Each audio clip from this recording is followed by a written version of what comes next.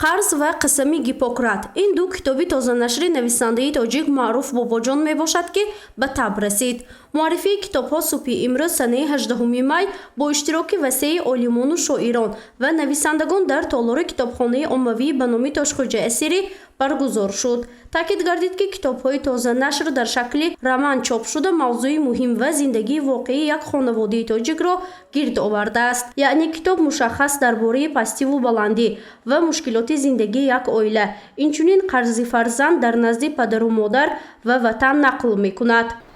در آن نویسنده در مثال تصویر واقعی و حادثه‌های زندگی یک خانواده سه فرزند درباره پستی و بلندی‌ها، نشیب و فرازی‌ها و دیگر معماهای روزگار اجتماعی و اخلاقی دوران ما خیلی به تفصیل و موشکافانه اندیشه‌رانی نموده، قابلیت زندگی شناسی و هنر تصویرگری خویش را روشن به ظهور آورده است. خود نویسنده معروف باباجان در یک صحبت گفت که از بین کتاب‌های تازه نشر جالب و انعکاس کننده حیات واقعی زندگی امروزی مردم این کتاب با نام قرض می باشد. کتاب مذکور در شکل رمان چاپ شده نزدیک 500 صحیفه را در بر میگیرد.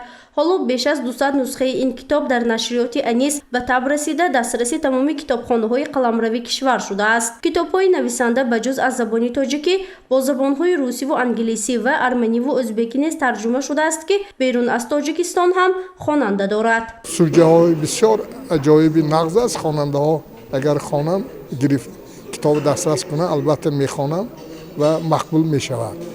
من می‌خواهم که قرض شهروندی هر یکی ما قرض انیخترش بندگی ما باید فراموش نکنیم. قرض به پدر و مادر و اهل عائله و وطن. اگر به پدر و مادر ما نتوانیم خدمت کرده به وطن هم خدمت کرده نمیتوانیم.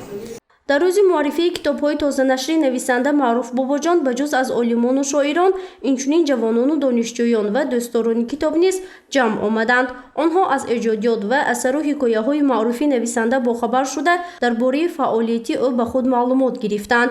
اطلاع داده شد که نویسنده معروف باباجان مؤلف بیش از 30 مجموعه های حکایه و آچرک و پاویست ها و اینچنین 4 رمان می باشد. نویسنده معروف باباجان میگوید که ایجاد و معرفی هر یک کتابی نوش به او الهام می بخشد، زیرا با زیاد شدن صفی دوستداران کتاب و به تب رسیدن اثرهای نو خود نویسنده باز روح بلند می شود. همه طلبات امروزی وزارت فرهنگ جمهوری تاجیکستان مقرر کرده است، رعایت شده است. یعنی همه کتابخانه‌های ولایت نه تمام ولایت بلکه جمهوری از جمله کتابخانه ملی تاجیکستان، کتابخانه اتفاق نویسندگان، کتابخانه به نام میرسید میرشکر با کتاب‌ها برده سپردگی.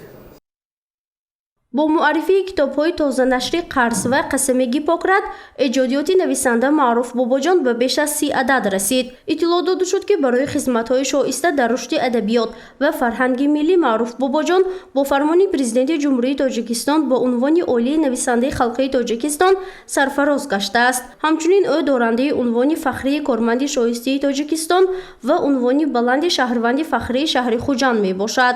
گزارش فرزانه شمسی و نسیم رحیموف برای برنامه تلویزیونی خبر.